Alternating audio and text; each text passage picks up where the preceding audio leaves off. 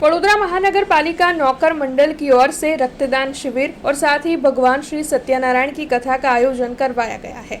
लहरीपुरा में नौकर मंडल मौजूद है, जहां पर वडोदरा महानगर पालिका नौकर मंडल की ओर से रक्तदान शिविर का आयोजन करवाया गया है। दरअसल वडोदरा महानगर पालिका के कर्मचारियों के लिए इंदु ब्लड बैंक के सहयोग से ये कैंप आयोजित हुआ है। तब वडोदरा महानगर पालिका के ज्यादा से ज्यादा कर्मचारी इस दौरान मौजूद रहकर ब्लड डोनेट करें, ऐसी अपील नौकर मंडल की ओर से की जा रही है। इसी के साथ शाम को 4 बजे सत्यनारायण भगवान की कथा का आयोजन भी करवाया गया है। तब उस दौरान भी बड़ी तादाद में कर्मचारी मौजूद रहेंगे, ऐसी आस नौकर मंडल की ओर से जताई जा रही है और साथ ही सभी को सत्यनारायण भगवान की कथा में मौजूद रहने का न्योता भी दिया जा रहा है। वडोदरा महानगरपालिका नौकर मंडल वडोदरा महानगरपालिकाના કર્મચારીઓ માટે વડોદરા મહાનગરપાલિકા નોકર મંડળ અને હિન્દુ બ્લડ બેંકના સહયોગથી અમે બ્લડ ડોનેશન કેમ્પ આજે રાખ્યો છે।